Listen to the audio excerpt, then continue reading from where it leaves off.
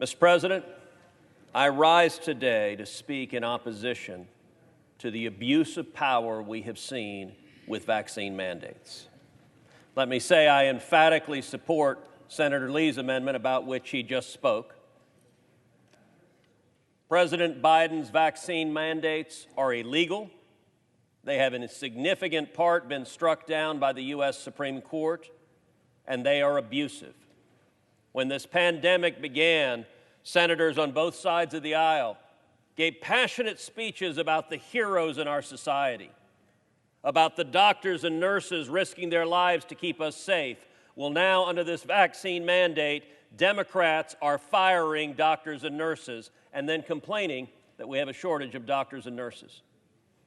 We've heard speeches about the heroes of our military men and women, which they undoubtedly are heroes.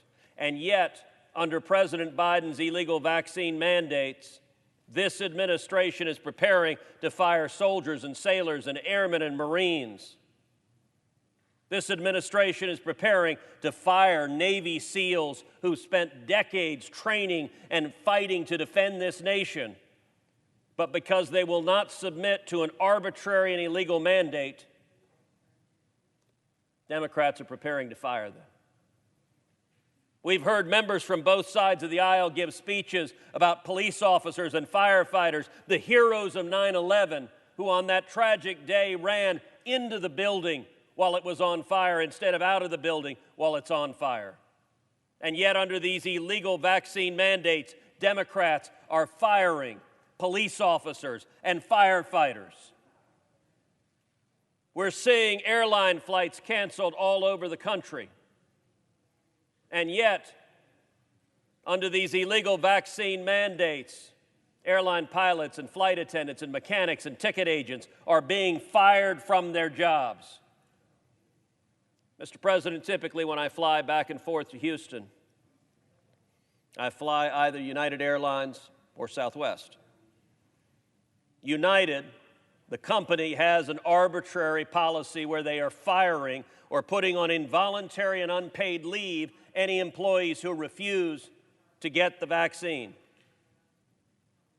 United has differed from other airlines in that regard. They've done so because they want to curry favor with the Biden White House, because United's CEO believes making Democrats at 1600 Pennsylvania Avenue happy is somehow in his best interest. Mr. President, without exaggeration, every single time I board a United plane,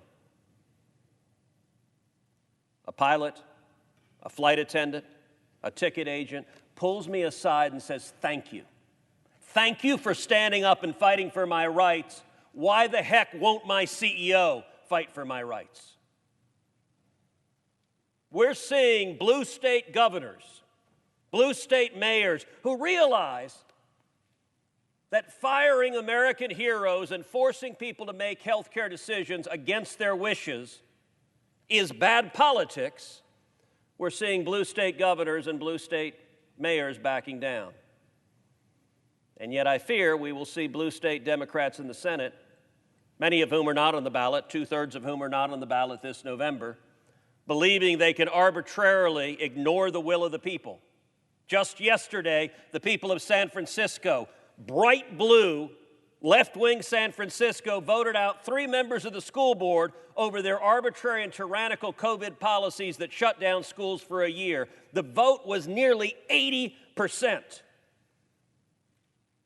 to throw them out. And I would note, by the way, their defense is they said everyone voting against them was a white supremacist. These were closet Republicans, they said, in San Francisco. San Francisco voted 85% for Joe Biden. But apparently there are a bunch of closet Republicans there. My Democratic colleagues are ignoring the will of the people and giving in to extreme partisan positions on COVID. Any Democrat, particularly any Democrat on the ballot in November, ought to look to San Francisco, ought to look to the Virginia governor's race, ought to look to the New Jersey governor's race and realize the Democratic Party is out of step with the American people. Senator Lee's amendment repeals the illegal and abusive vaccine mandates from President Biden. My amendment is focused on an area that people understandably, rightly, are deeply passionate about, which is stopping the vaccine mandates on children. We have seen jurisdictions all over the country impose vaccine mandates and say to parents, if you want your child to go to school, either give the child the vaccine or you can't send your kid to school. That is an absolute abuse of power. Mr. President, the choice of the health care your kid gets ought to be the choice of the parents. If you want to vaccinate your children, that ought to be your choice. You ought to have the right. But we are seeing arrogant blue state Democrats across the country say to moms and dad, I don't care what your views are. Indeed, the Democratic candidate for governor in Virginia said quite brazenly, parents should have no say in what's taught to their kids. And by the way, this is applying to children as young as 5 years old. We are right now in the District of Columbia. If a member of Congress has children in the schools in D.C., the District of Columbia is mandating you must vaccinate your 5-year-old whether you want to or not. Mr. President, that is wrong. My amendment is very simple. It cuts off federal funds for any institution that forces a vaccine mandate on kids. There are nearly 81 million kids in America whose rights are in jeopardy. The arrogance of these petty authoritarians in a time of crisis character is revealed, and we are seeing petty authoritarians who say, Mom, you don't have a right to decide whether or not your 5-year-old, your 6-year-old, your 7-year-old will get this vaccine. Who the heck do they think they are? I repeat, if you want to vaccinate your kids, that's your right, and you should do so. But these petty tyrants have no right to force parents to vaccinate children with a new and untested vaccine. And let me be clear, I'm vaccinated, I'm pro-vaccine. But I believe in individual choice. If you want to be vaccinated, fantastic. But it ought to be your choice in consultation with your doctor. And if you have kids, you ought to talk to your doctor and say, hey, doc, what does the evidence show about the impact on kids?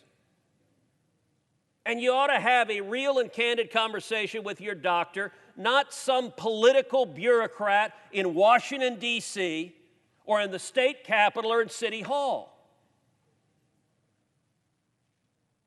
These mandates are wrong. They're wrong in every capacity, but especially as it concerns kids. I say to the petty tyrants, the same people, by the way, who shut down schools for a year. I mentioned a second ago the San Francisco School Board. One of the school board members voted out by nearly 80% of the voters in San Francisco. She said, and I mentioned this, the people voting against me, the people that want to open schools, are white supremacists.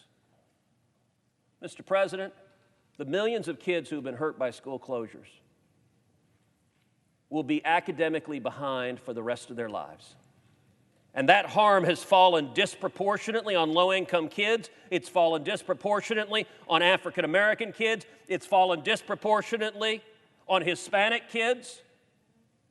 And we've got a bunch of rich white liberals saying to low-income minority kids, well, tough luck, you don't get to go to school.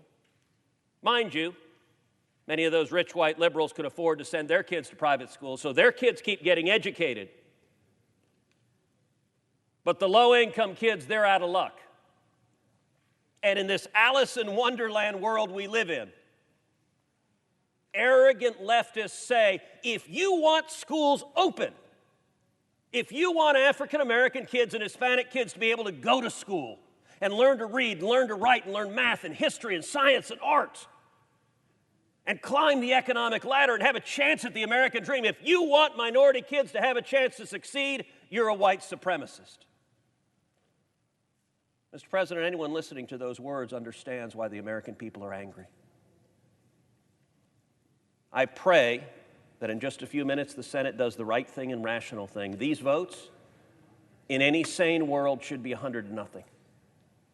We should stand for people's individual rights, individual liberties. We should stand against petty tyrants trampling on our rights. In just a few minutes, we will see where every senator in this body stands. I pray that we stand with the people. I yield the floor.